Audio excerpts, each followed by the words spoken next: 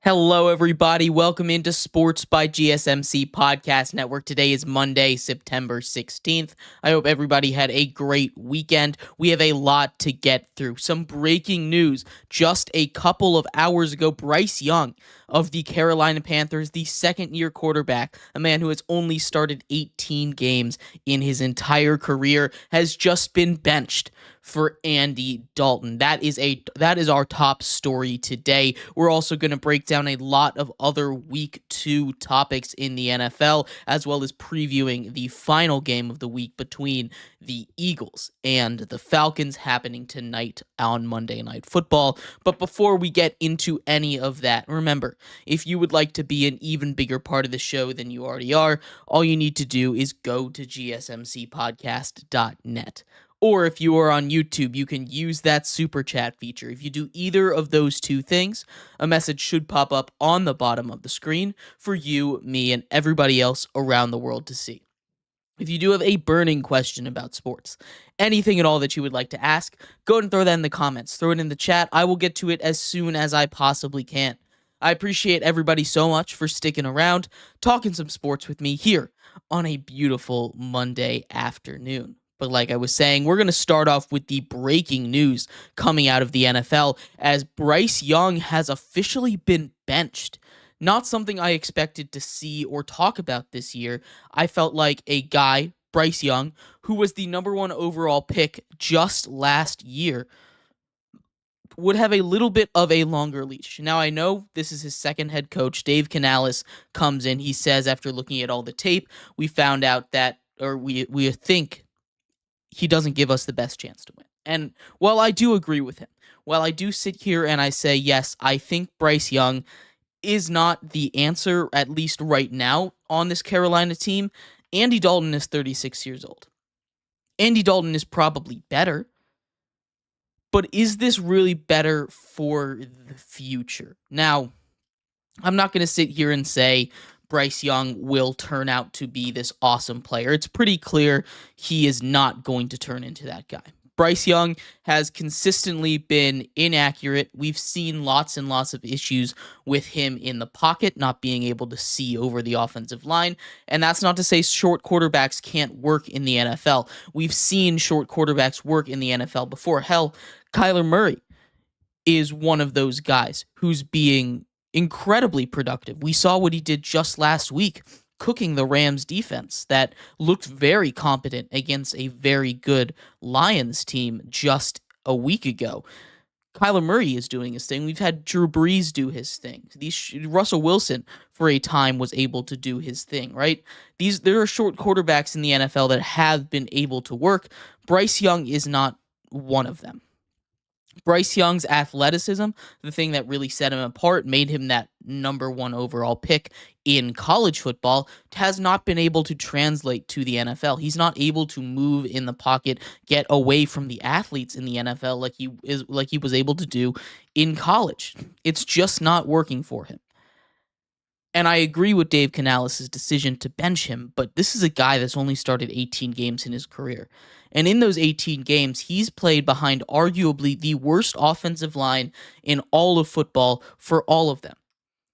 We talk about getting him weapons, and yes, they got him weapons. They brought in a couple weapons. They drafted a couple weapons, and he hasn't been able to get the ball to them. And the Panthers have been dreadful. And yes, again, I'm going to reiterate this. I think if the Panthers want to win games, this is the best short-term solution. But this was a make it or break it season for Bryce Young, for the Panthers, right? We all kind of knew it was going to be, and clearly the coaching staff, this new coaching staff, had that same idea in mind. Hey, this is a make it or break it season for Bryce Young. But 2 weeks in is a little early, in my opinion, to determine that it's broken. 2 weeks in is a little early, in my opinion, to say, hey, this guy's career is done. Because I'm not exaggerating here, at least I don't think I am, when I say this is the end of his career. He's not going to get another chance like this. He has burned out in the NFL after just 18 games, and this is a guy that I believe should be able to play the rest of the season. I think it's only fair to him, to the Panthers, to the organization, an organization that ended up trading away a first overall pick that turned into Caleb Williams, and we'll get to Caleb Williams later on in the show during our rookie review in segment 4 here. But you trade a guy away. You trade away the entire future of your team to the Bears, who end up getting 3, and they still have another pick to go, and also DJ Moore. Very good players in the process. You mortgaged your future for this guy, and to give up on him after just one season. After just one season, I think it's too quick. I think I think it's fair to give him the rest of his season, right? I really do. And again, I want to reiterate, this is a guy that I don't believe is an NFL caliber starting quarterback.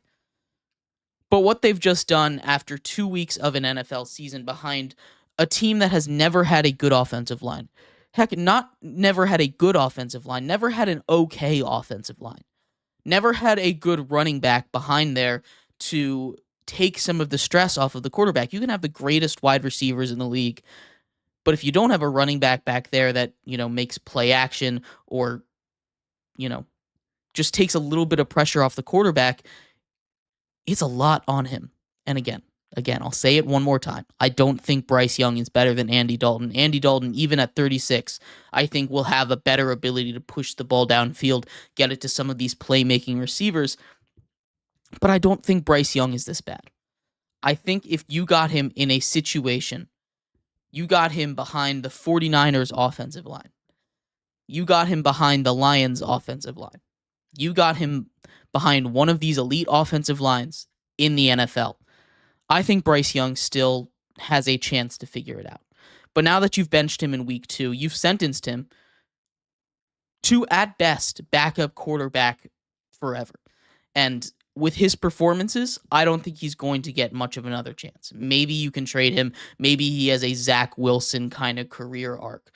Maybe he has a Geno Smith kind of career arc where he sticks around on a team with an established quarterback for a very long time and finally gets a shot. And we've seen what Geno does. He now has he came out with this last week.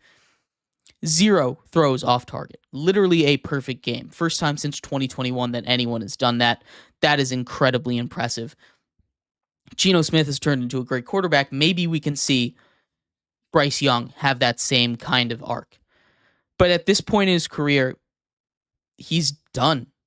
There's not going to be another team that's going to take a chance on him. And the Panthers, by my estimation, by a lot of other people's estimations, I'm sure, are going to get that number 1 overall pick. Are going to draft another quarterback, and that's going to be wraps on Bryce Young's career. It was short. It wasn't what he wanted. It didn't live up to anything. He is absolutely a bust at that number 1 overall pick, but I don't think it's fair. I really don't think it's fair to bench him, especially for a season that, hey, it's the Panthers. What are we doing? This isn't just a Bryce Young problem. I know Dave Canales and David Tepper, the owner, want to win. You look at the state of their stadium, they're barely drawing in 100 people at the game. The tickets are like $1 right now. It's kind of crazy how cheap it is to go to a Panthers game. But still, this is a team that even outside of Bryce Young isn't going to win that many games. Sure, Andy Dalton gives them a better chance to win. Maybe Andy Dalton gives them a chance to win against bad teams like the Giants, bad teams that they're going to play later on in the schedule in their own division. But when you look at their schedule, I mean, it's still not easy. They take on, the Bengals. They take on the Bears and their defense, the Raiders and their defense. I mean, there aren't too many cupcakes here. You get the Broncos. You get the Giants. You get, if you want to call the Raiders a cupcake. But this isn't a schedule that's going to be easy. You get the Eagles, the Cowboys, the Bucks twice. The Cardinals are a good team. The Saints twice. We'll talk about whether or not they're real in a second. But these aren't just teams that you can sit here and say, oh, they'll walk all over it if Andy Dalton's in. Maybe they'll put up more of a fight. Maybe they won't lose by 35 points. But that defense is awful. That defense is ridiculously bad. And no amount of changes at the quarterback position is going to make this team into a playoff contender. This is a dead season already in my mind for the Panthers. Only 11% of teams have ever made it to the playoffs from a 0-2 start. So their season is basically done. It just doesn't make a lot of sense for me to say, Bryce Young, you're done. We're giving up on you. We're throwing you to the side. Even if Andy Dalton does give them the best chance to win. I think you need to see if there's any chance that Bryce Young can be that Bryce Young can be even a viable backup for the future of this Panthers organization. And they apparently have decided that no matter what, he's not going to be that. But let me know what you think. I was completely surprised by this. I thought they would at least wait until halfway through the season. But I'm way off on this apparently. And maybe my opinion is a little bit is a little unpopular there, because I do think Andy Dalton gives them a chance to win. But still, the Panthers aren't going to win very many games with him. So this change just feels like you're throwing out Bryce Young already. Maybe that's the worst trade. Maybe that's up there now with one of the worst trades in NFL history. An absolute nothing for what turns into a bunch of first round picks, a first overall pick that the Bears make into 4 or 5 good starters. But anyway, let me know what you think. We're going to take a quick break here. When we come back, we're going to continue to break down more week 2 drama. In segment 2, we're going to take a look at the New Orleans Saints. The New Orleans Saints are a team that have scored over 40 points in both of their first 2 games. We'll talk about if that makes them real contenders after taking down the Cowboys, just dismantling them. So stick around for that. We'll be right back here on Sports by GSMC Podcast Network.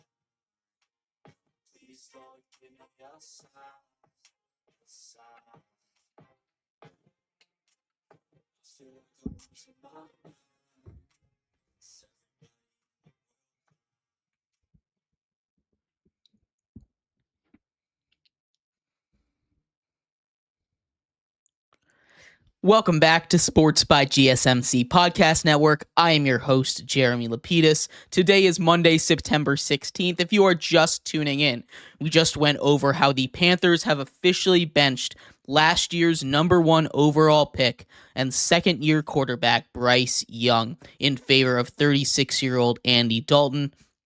Mind-blowing breaking news, honestly. Was not expecting that to happen this early in the season. Interesting, though. In this segment, we are going to continue to break down some of the outcomes from week 1, including one of the most surprising ones, which we'll get to in this segment, with the New Orleans Saints absolutely destroying the Dallas Cowboys. We'll talk about whether that means the Saints are contenders or the Cowboys are pretenders, maybe both. But before we do that, remember, if you would like to be an even bigger part of the show than you already are, all you need to do is go to gsmcpodcast.net. Or if you are on YouTube, you can use that super chat feature. If you do either of those 2 things, a message should pop up on the bottom of the screen for you, me, and everybody else around the world to see. If you do have a burning question about sports, anything at all that you would like to ask, go and throw that in the comments, throw it in the chat. I will get to it as soon as I possibly can. I appreciate everybody so much for sticking around, talking some sports with me here on a beautiful Monday, September 16th. But like I was saying, we are going to get into the New Orleans Saints. And I have to say, I'm one of those people that was very low on the Saints heading into the season. I didn't think their offense, even under new offensive coordinator Kubiak, would be able to make that jump. I did not think that Dennis Allen would make it past this season. I wasn't sure if Derek Carr would be starting every single game this season, and yet look at where we stand. The New Orleans Saints have scored the fourth most points in NFL history in the first two games of the season. 91 points, 47 against the Panthers, 44 against the Dallas Cowboys and their vaunted defense. What's going on with those Saints? Are the Saints real? Well, let's start off with the defense, because that's an easy question to answer.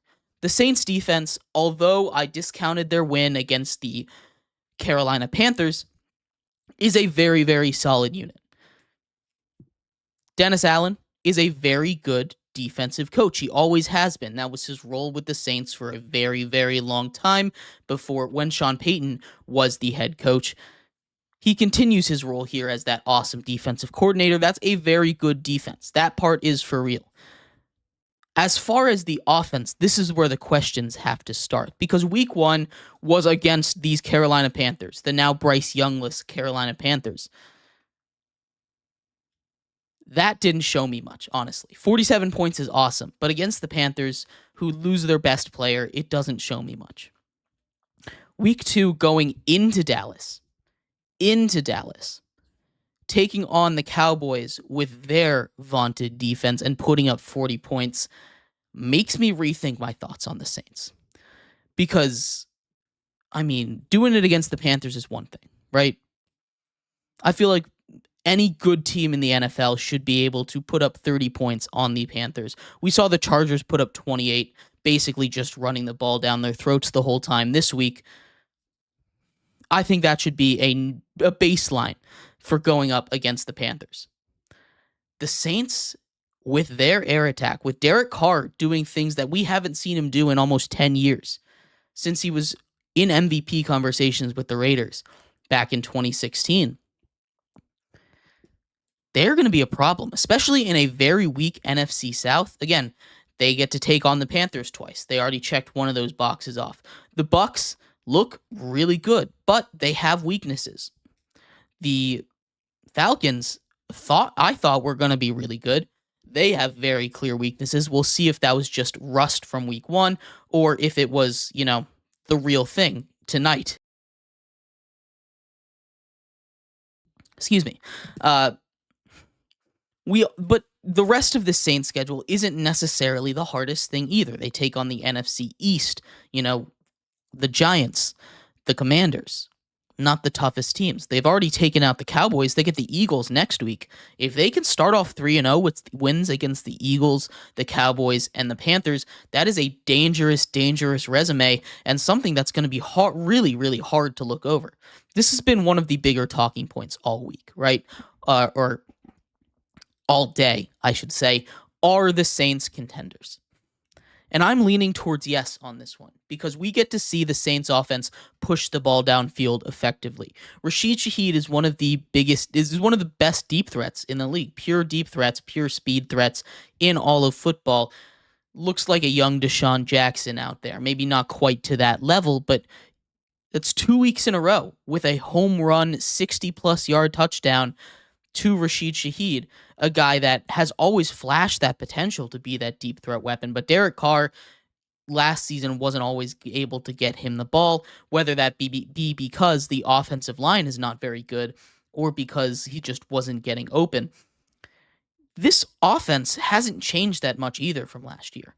It's practically the same. Alvin Kamara looks completely different than last year. I thought he was done after putting up career lows in yards per carry and efficiency numbers, basically not being able to run the ball behind that awful Saints offensive line, and that's really the only thing that's changed. Minor upgrades to the offensive line.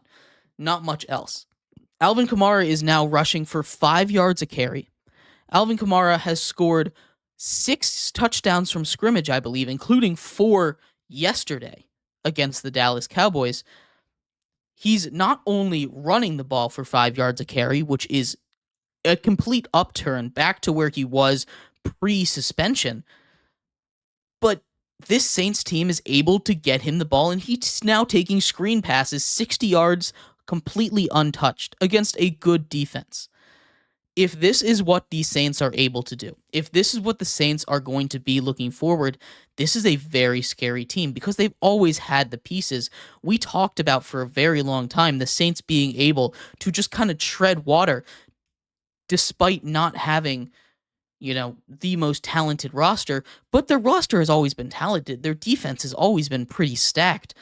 Their offense has always had big names. Chris Olave is there as the wide receiver one. He's been kind of underrated, I think, for a while. It's just the offensive line just has not been there. Sean Payton kind of got a little hesitant with his play calling when Drew Brees' arm turned to noodles down the stretch of his career, and they hadn't been able to really improve on that since. You get a new offensive coordinator in Clinton Kubiak, and now they're able to push the ball downfield. They're able to stretch the defenses. They're able to avoid those stacked bosses. And most importantly, the offensive line has just turned a corner out of nowhere. And as long as this offensive line keeps up their play, they survived a huge test against the Cowboys. They survived a huge test against my pick for Defensive Player of the Year, Micah Parsons. And they have a solid corner. They've got solid corners over there in Dallas. In Dallas as well. Trayvon Diggs has been burned a couple times, but he's a ball hawk, and they were able to keep the ball safe most of the time. Derek Carr is looking really impressive. He's looking like one of the best quarterbacks in the league this year. I think the Saints are absolutely true contenders, and it's hard to look at these offensive numbers and these defensive numbers as well and think much otherwise. Again, I know you can kind of take half of that with a grain of salt, but doing that against a Cowboys team that was consistently ranked top 10 in power rankings, some people had them ranked as high as in the top 5. I know I put them, I believe, at number 8 in my power rankings. This is a Saints team that can cause some trouble. Now, am I going to crown them Super Bowl contenders right now? No. But they were out of the playoff picture for me.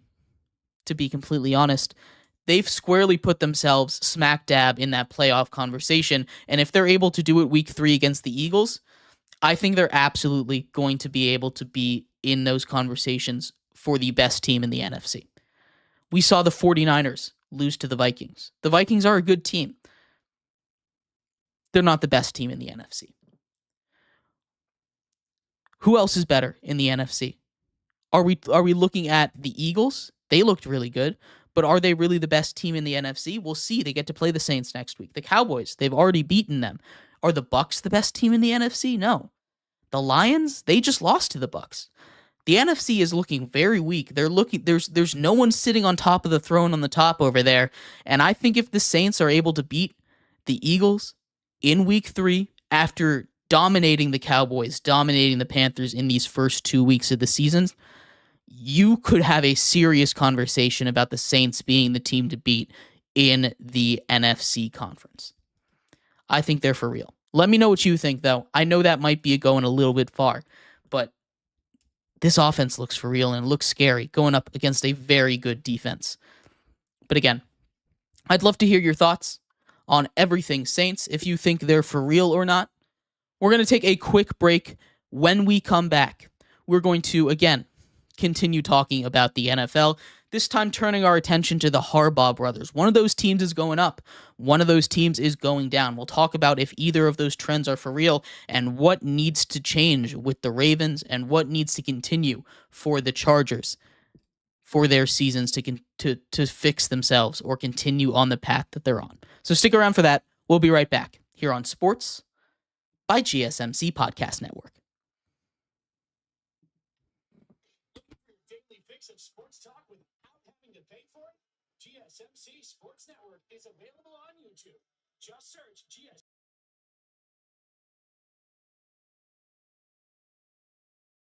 NFL, college football, NBA, MLB, MMA, UFC, fantasy football, and so much more.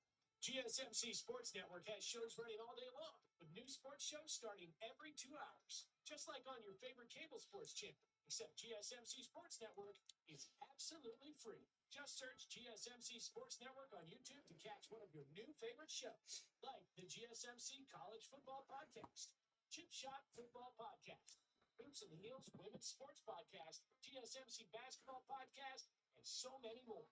Check it out for yourself. GSMC Sports Network, now available on YouTube, absolutely free. Search GSMC Sports Network on YouTube.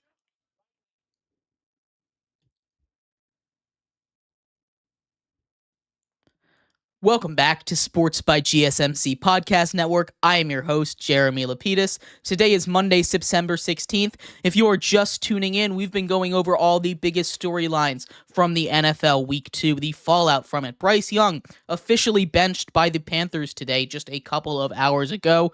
Insane, as Andy Dalton, now 36 years old, will be the starter in Carolina for the foreseeable future. Are the Saints real? We talked about that in the last segment. In this segment, we're going to take a look at the Harbaugh brothers and where their two teams are sitting. The Ravens at 0-2, the Chargers at 2-0. I bet you most people would have had it the other way around. I know I did. At least I had the Ravens at 2-0 and the Chargers at 1-1, but very interesting turning of events. We'll see. We'll talk about what the Ravens need to do to fix it, as well as the Chargers need to do to keep their season on track the way it's going right now. But before we do, remember, if you would like to be an even bigger part of the show than you already are, all you need to do is go to gsmcpodcast.net. Leave a tip or donation with a message in it. That message should pop up on the bottom of the screen for you, me, and everybody else around the world to see. Or if you are on YouTube, you can use that super chat feature to do the exact same thing. If you have a burning question about sports, anything at all that you would like to ask, go ahead and throw that in the comments. Throw it in the chat. I will get to it as soon as I possibly can. I appreciate everybody so much for sticking around, talking some sports with me here on a beautiful Monday, September 16th. But like I was saying, we are going to get into the Harbaugh brothers and their two teams. One team's going up, one team is going down, and we're going to start off with the team that's going down, the Baltimore Ravens.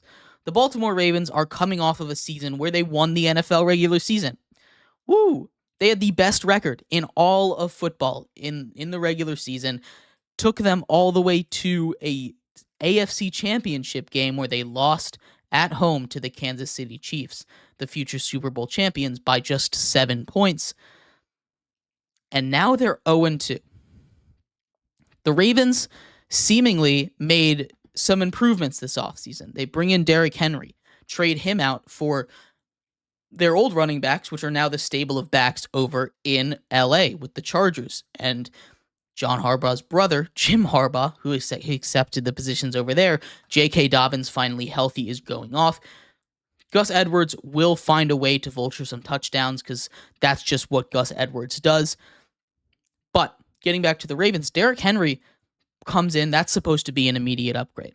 Their defense, they lose a couple key pieces, but I love their draft. They don't have Nate Wiggins. He got into a car accident, but he should be back soon. Their offensive line is really where the questions begin because they are only returning 2 of their 5 starters, and the other 3 look awful. It's not looking very good for the Ravens over there, at least in week 1. Week 2, questions have started to arise about Justin Tucker. Justin Tucker had once been crowned the best kicker in all of football. Still maybe is crowned by a lot of people, but I think he's very quickly losing his shine. He's 1 for 7 in his last 7 kicks, of over 50 yards. We see guys like Brandon Aubrey, like Jake Moody, like Kaimi Fairbairn hitting 50-yard field goals on the regular. Like, Fairbairn hit 6 of them in the first 2 weeks, maybe even 7. I kind of lost count in the middle of that game last night. Brendan Aubrey of the Cowboys, hits 6 field goals. Hits a 66-yard field goal, tying Justin Tucker's record that bounced off of a crossbar in a domed stadium on the river in Cleveland with plenty of room to spare. And she was trotted back out there to hit a 71-yarder, one that I think had a chance of going in. It's time I think we have that conversation if Justin Tucker is still the best quarterback in all of... Is Justin Tucker still the best kicker in all of football? Which, not the most important question to have right now, but it is something interesting to talk about. The Ravens, who, again, usually are very reliable in the special teams unit, kind of have a little bit of a decline there. But the bigger thing is their offensive line. Their offensive line needs to find a way to turn it around. They go up against a very good Raiders defensive line, but they should still be dominating. Their defense is a little bit worrying to me, giving up a whole bunch of points to a Raiders team, letting them have a huge comeback down the stretch. The Ravens are a team that are built to hold a lead. At least in my opinion, they're built to hold a lead. You have Lamar Jackson as your quarterback. He should be able to keep the ball on the ground. You have two great tight ends. You can run those jumbo packages all the time. You have King Derrick Henry, a guy that if you just keep handing him the ball as the defenses get more and more worn down, will continue to punish them. That's why he was so successful in Tennessee. The Ravens need to figure out how to use him, and they don't need to give him 30 carries a game. They don't. They don't want to do that. They don't need to do that. But they need to give him the ball, be able to give him the ball in the fourth quarter, and they weren't really doing that this game. They weren't really, and they were better at it, I will say. They gave him about 20 carries in this game, which I think is a fine workload for him, but they need to be able to trust him both early and late in the game. They should be running the clock like nobody's business, especially when they're winning in the fourth quarter. And maybe that's a little conservative. I know they're trying to score. I know they're trying to put points up on the board, and I'm not saying you can't do that, but they should be able to hold a lead. This is a Ravens team that is literally built like no other team in the league to hold a lead in the fourth quarter with their defensive players, their offensive philosophy. This is not a team that should be squandering 10-point leads halfway through the fourth quarter. This is not a team that should be losing like that to the Raiders. This is not a team that should be suffering from those kind of issues, and yet they are. Taking a look over at the other Harbaugh brother, he's running their team like I think the Ravens should. Honestly, I know the Ravens want to be able to be a passing team. I know the Ravens want Lamar Jackson to be able to be that pocket passer that everyone knows he can be, that he proved he could be last season. But the Chargers, with a certified great throwing quarterback in Justin Herbert, are letting their strengths, their run game, do the talking. J.K. Dobbins has been running over everybody in the first 2 weeks, and that's awesome to see. The Ravens need to get back to that. The Ravens need to learn a thing or two from Jim Harbaugh, trust their defense, and run the dang ball. I don't care if they don't want to give Derrick Henry 30 touches. I think if they really want to turn their season around, if they really want to be the most effective team that they can be, they need to be able to give Derrick Henry 25, 30 touches a game. They don't have to, but I think they need to get over that mental block of not wanting to. I really do. Derrick Henry is a guy that can catch passes. It's not a specialty. But the Chargers, on the other hand, they know their identity, and I think that's fun to watch. Sure, they've done it against the Panthers. Sure, they've done it against the Raiders, two teams that aren't that great at football. But still, this is a Chargers team that's been successful at what they want to be successful at. And at the end of the day, that's all you need to be as a football team. You need to know your identity and you need to know how to win with it. And the Chargers are nothing if not knowing who they are and what they are good at. And that is running the football. And if they continue to run effectively, we've seen running the ball become more and more of a thing this year in the league, especially. Again, I talked about it last week. I'll talk about it this week. The ebbs and flow of sports. I've talked about it in hockey, especially because that's the one that you see it the most obviously in. Goal scoring goes up. Goalies get better. Goal scoring goes way down. This is happening in football too, right? Passing. Quarterbacks. The era of quarterbacks in the 2000s, the early 2000s, 10s, go way up. Passing yards go way up. We see 5,000-yard seasons. We see 50 touchdown seasons. Defenses respond. Go to the cover 2 look to stop those deep plays. Stop crowding the box as often. Running backs get a little worse. Now kids are looking up at quarterbacks instead of running backs. They're going over there. Now defenses are getting better at stopping the run. And now we see teams like the Chargers. We see teams like the Lions being able to run the ball down people's throats. Heck, even the Green Bay Packers in Week 1 were able to run the ball down people's throats. This is going to become a viable strategy as the game continues to evolve. And this is just how it's going to go in the life cycle of every single sport. We're going to have ups at one thing, defenses will respond, then another thing will change, offense will get better, then defense will catch up, offense, defense, maybe defense will even pass for a second. But that's just how the game evolves. That's how we got from no forward passes to forward passes being dominant in the league. That's how we got from quarterbacks are statues in the pockets to every guy being able to run at least a little bit. They're not all Lamar Jackson, Michael Vick, Cam Newton, but Patrick Mahomes is a good example. He's just very shifty in the pocket. He is able to move around. We see what happens with guys like Kirk Cousins, who are struggling to move around in the pocket. They look awful. And maybe that's just weak run rust. We'll find out tonight. But we see the evolution of the game, and we're starting to see it again. And the Chargers are a team that, if they're able to run the ball the way they have been all season long, with the way that the game is changing, and with Justin Herbert at quarterback to be able to throw it over the top, that is a dangerous combination right there. They could make some noise. The Ravens need to learn a little bit. John Harbaugh needs to learn a little bit from his brother and focus on the run game if they want to get better. Plain and simple. They just need to say, hey, we're a running back team. Focus on that. That's my thoughts. Let me know what your thoughts are on the Ravens, on the Chargers, what the Harbaugh brothers can learn from each other here. But we're going to take a quick break here. When we come back, we're going to go through our Week 2 rookie report. Take a look at the wide receivers. Take a look at the quarterbacks. Take a look at all of the rookies that had action in Week 2 and see who's on top of that Rookie of the Year race. So stick around for that. We'll be right back here on Sports by GSMC Podcast Network.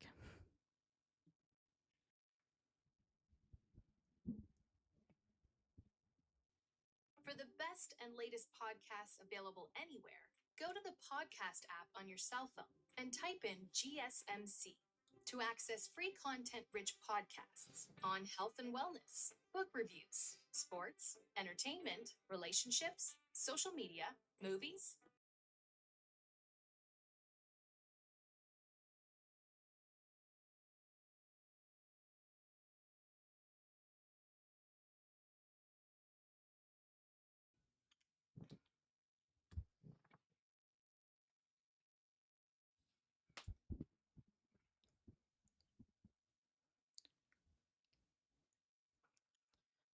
Welcome back to Sports by GSMC Podcast Network. Today is Monday, September 16th.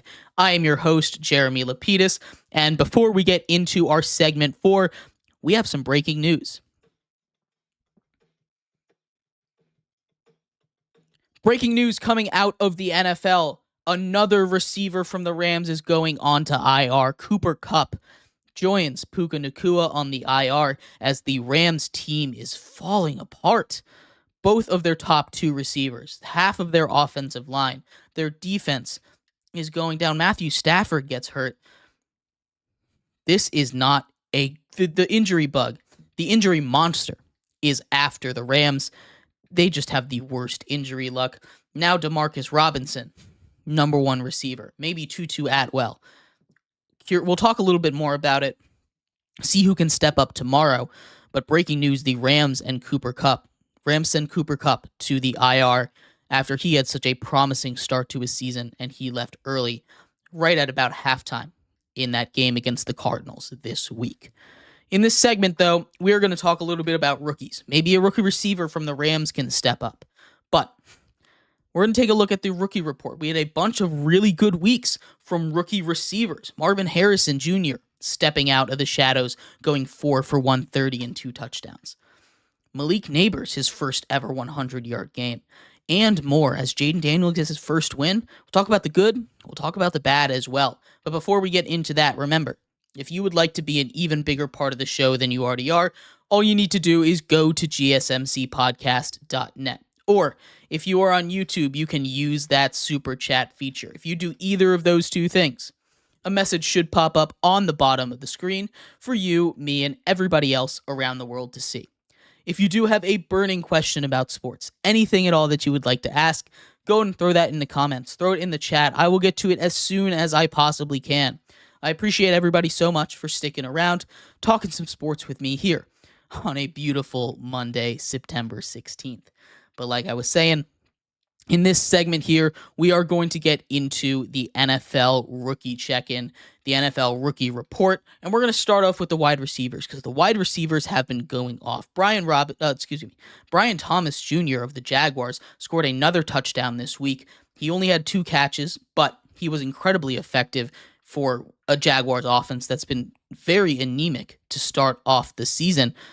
But the top two rookie receivers really stood out. In Washington, we had a rookie-on-rookie battle. Malik Neighbors goes over 100 yards for the first time in his career, catches his first career touchdown, was cooking Washington's admittedly awful secondary. Completely, no one could guard him. He did drop a pass that maybe would have sealed the game. The Giants didn't have a kicker, so not sure if that actually would have sealed the game for the Giants. But 4th down, has a ball on the sideline, goes through his hands. The Commanders go down the field and kick the game-winning field goal. Shout out to Austin Siebert real quick. 7 field goals in a game. That's kind of crazy. The record's 8. We've been really close the last couple weeks. 2 6 field goal performances and a 7 field goal performance in the first 2 weeks. It's kind of insane. But regardless, the Giants and Malik Neighbors is going to be special, especially if the Giants are able to put another threat so he's not double and triple covered all the time. The way he can get open, the way that he's shifty in the field, being able to break long gains on short passes, the Giants should be able to use him very creatively. He looked awesome. Another fellow rookie receiver that went off I talked about in the intro, Marvin Harrison Jr., after a very quiet week 1 catch for 4 yards, goes off. And it was all in the first quarter. 4 catches, 130 yards, 2 touchdowns. And I know some people are going to be a little concerned that he didn't have any cover. He didn't have anything else after the first 2 quarters, but the Cardinals were up by 30 the rest of the game. They weren't throwing it, airing it out like that. So not too much to be concerned about. Marvin Harrison shows up in a big way, makes up for his week 1 performance. Kyler Murray, that connection with Marvin Harrison is going to be deadly, especially if they keep feeding him the ball. He only had 5 targets, so he's not that super number 1 option. But again, they weren't throwing the ball like that after the first quarter, after the first half, especially because they were up by so much against a very injury-depleted Rams team. But getting to the quarterbacks here. Excuse me, sorry about that. Getting to the quarterbacks here. We have 1 okay, 2 bad. Jaden Daniels in Washington gets his first win. He didn't score a single touchdown. Led 7 drives total. All of them ended in field goals. 6 of them he was able to get the Commanders down to the red zone. In none of them were they able to convert. Jaden Daniels needs to be able to punch in the touchdowns, especially against a Giants defense that isn't particularly impressive. Now, it's not an awful defense. I will say that. They have some guys, they have some names, but this is a Commanders team that ran about 30, I'm exaggerating here, but ran too many screen passes. Lots of quick game stuff, and especially against a Giants defense that is very good at getting to players and gang tackling them. That's not going to work. They need to be able to push the ball downfield. And the rare occasions that they were trying to push the ball downfield, the offensive line was not holding up enough against a very good Giants pass rush. They need to be able to develop stuff downfield, especially with their top receiver, Terry McLaurin. He was unable to get anything longer than 5 yards all game. Jaden Daniels did his thing. He did a very, very good job taking what was given to him, listening to the play calls, driving his team down the field, engineering a game-winning drive. That's all you can expect out of a rookie quarterback in his first ever home game. He did a great job. But you want to see more. He's a guy that is coming off of Rookie of the Week honors in Week 1, where he was just the best rookie quarterback. I don't expect him to win against this week. I expect that to go to Marvin Harrison. But still, we take a look at what he's doing with the rest, considering the rest of his quarterback in Patriots, and he is head and shoulders above the rest of them. For example, Bo Nix. Bo Nix is a guy that in preseason looked like one of the rising stars in football. He was able to complete almost all of his passes. He had a great completion percentage. The issue was, and still is, he has no idea, and the Broncos have no idea how to move the ball downfield. On throws that are longer than 5 yards in the air, he has the worst completion percentage in the NFL. I believe he's 11 for 36 with 4 interceptions. 4 interceptions in his first 2 games. And it's not like the receivers are trash. You have Cortland Sutton, who's a very good jump ball receiver. You have a lot of options, even for the dump down game, which is all that Bryce Young all that Bo Nix has been able to do effectively, which is not able to lead an offense. We saw what happened against Seattle, not very effective, scored a touchdown in garbage time with his legs. We saw what happened this week against the Steelers, and to call that anything but atrocious. I mean, the Steelers have a great defense. I know that.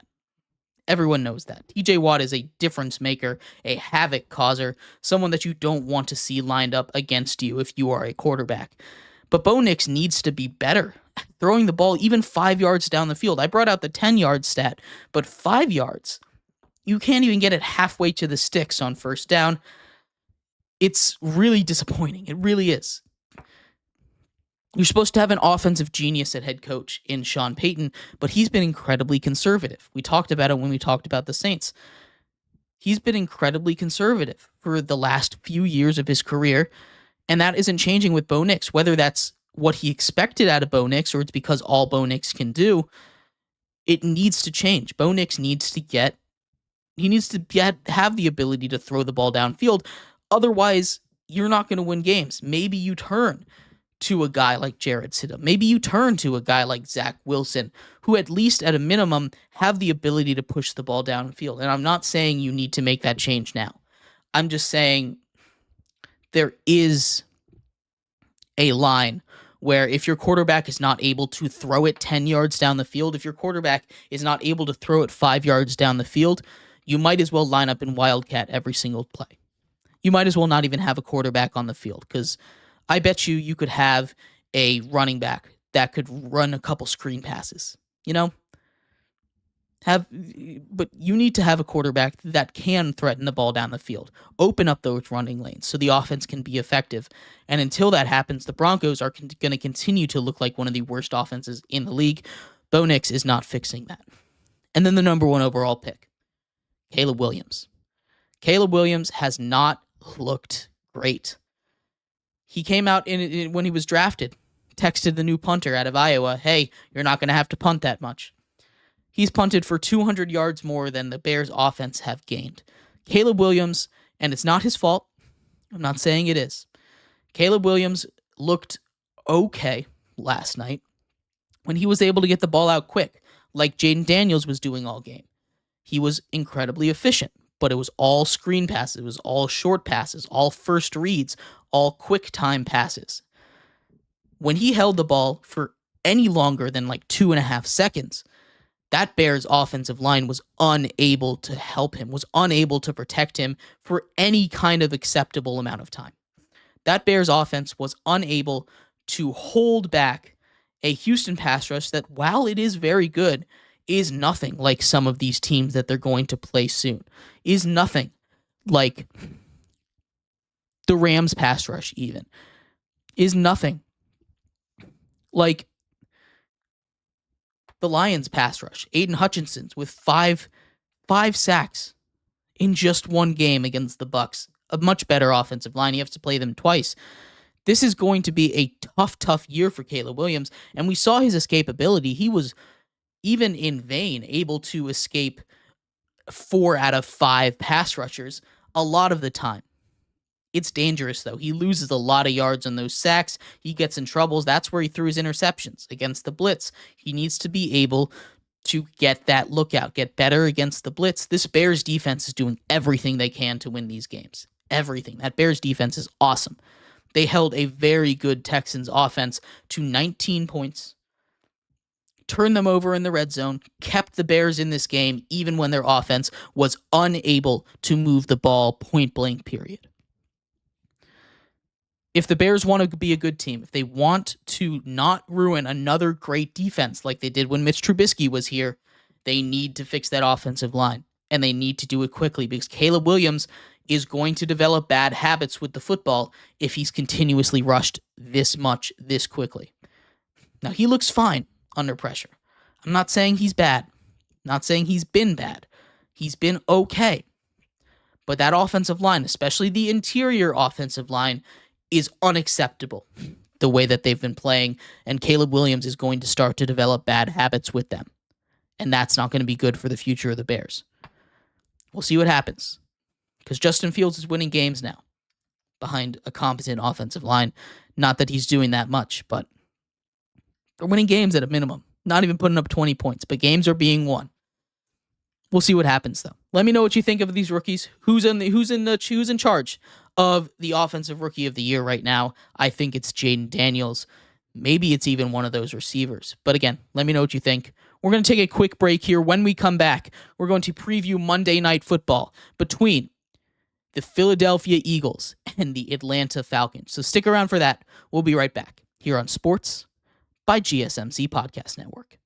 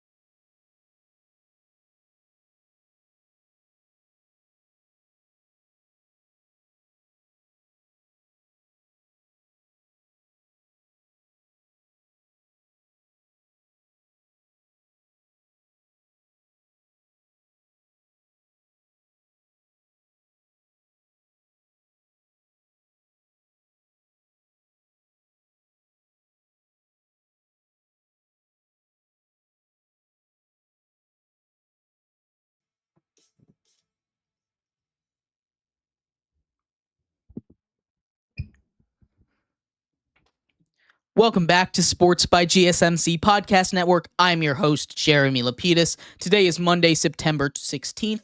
If you are just tuning in, we've just gone over a lot of craziness that happened in Week 2 of the NFL season, including Bryce Young being benched in favor of 36-year-old Andy Dalton. Take a look around the NFL rookie offensive players, including Caleb Williams' struggles. We talked about if the Saints are real and what's going on with the Ravens and what they can do to fix it. In this segment, we are going to end our show talking about Monday Night Football. Tonight, we have a matchup between the Eagles and Saquon Barkley, putting up 3 touchdowns in Brazil, looking to build off of a huge performance in his Philadelphia debut. Today, getting his first home game in Philly. Played plenty of away games there. His first home game in Philly, taking on Kirk Cousins and the Atlanta Falcons, a team that needs a big performance out of their quarterback. Kirk Cousins, who wasn't really able to move around against a very, very good TJ Watt and the Steelers. But in this segment, we are going to get into all of that. Before we do that, though, remember, if you would like to be an even bigger part of the show than you already are, all you need to do is go to gsmcpodcast.net. Or if you're on YouTube, you can use that super chat feature. If you do either of those two things, a message should pop up on the bottom of the screen for you, me, and everybody else around the world to see. If you do have a burning question about sports, anything at all that you would like to ask, go and throw that in the comments. Throw it in the chat. I will get to it as soon as I possibly can. I appreciate everybody so much for sticking around, talking some sports with me here on a beautiful Monday, September 16th. But like I was saying, we're going to get into some Monday Night Football preview. The Eagles taking on the Falcons. The Eagles are 5.5-point favorites in this game, and I don't necessarily think, at least based on week 1, that the Falcons are going to be able to put up a fight. Now, that being said, week 2's put up a lot of surprises. The Saints dominating the Cowboys, amongst other things. The Raiders beating the Ravens there. The Falcons are a team that if Kirk Cousins is able to be the guy that we saw pre-injury and drive the ball downfield, able to do play action, able to move around in the pocket, not scramble, forget scrambling. If he's able to move around in the pocket even just a little bit, if he's able to, evade those pass rushers, step up, step back, step left, step right, get his power and weight into a throw, they could be good against a Eagles defense that was susceptible to the long ball, was susceptible to those big plays against the Packers Friday last week in Brazil. This is a team that, while they were pretty good against the run for most of the game, they were able and very susceptible against those deep balls. Jaden Reed had a bunch of those when he got behind the defense. We can see some of that with maybe Drake London having a big week. Maybe we see Kyle Pitts have a big week.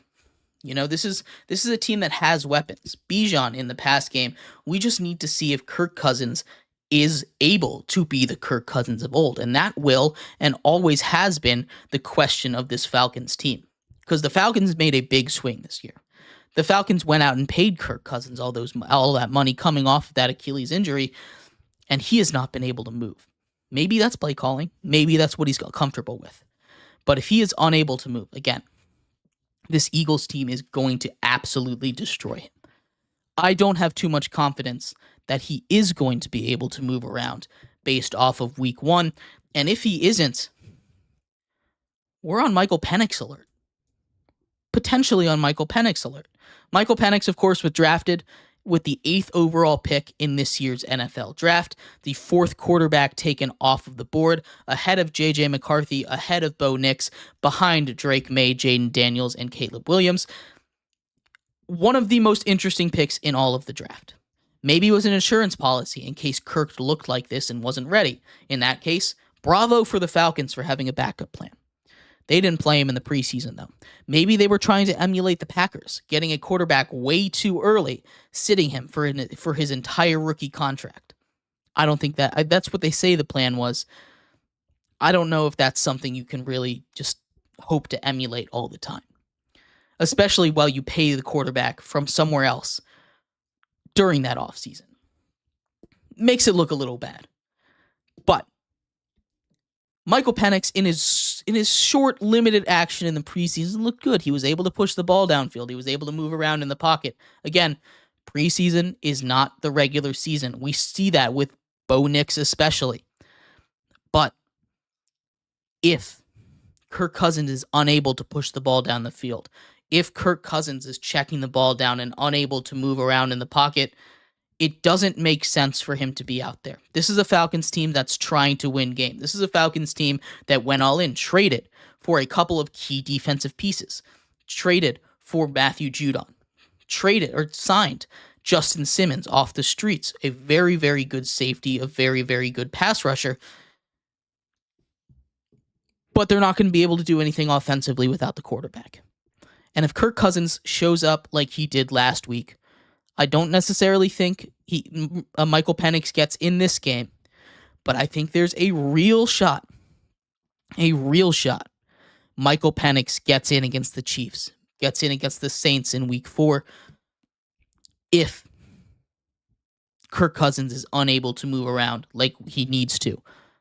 He just needs to be able to move around minimally, like Aaron Rodgers is doing. It's nothing impressive, but he's at least able to have his footwork and move around a little bit in the pocket. We are on Michael Penix watch, and right now on a scale of 0 to 5, if 0 is no shot, 5 is he's going to start, confirmed, we're sitting at about a 2. Michael Penix might come in. Be prepared for that. Be ready. My official score prediction, the Philadelphia Eagles win handily, 34-14. I just don't think Kirk Cousins is going to be able to push the ball downfield and really threaten the Falcons defense or the Eagles defense like Jordan Love was, because that's where they were susceptible. Not down low. They were tackling very well. It was over the top, deep passes. But again, we'll see what happens. Let me know what you think is going to happen tonight. We'll break down everything that goes on tonight tomorrow, as well as having our NFL power rankings, our NCAA top 25 tomorrow, and any other big news. Break down the Rams a little bit as well. But thank you, everybody, so much for tuning in to today's episode of Sports by GSMC Podcast Network. I have been your host, Jeremy Lapidus. Hope you tune back in tomorrow, same time, same place. Again, we'll be talking about all of the biggest news in sports, power rankings, NCAA top 25, and more. I'll see you same time, same place. Have a good one. Bye-bye.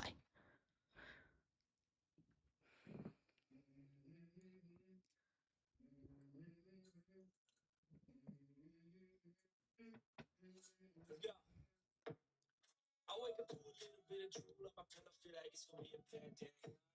Been tired of this shit, and the coffee ain't hit yet, damn it.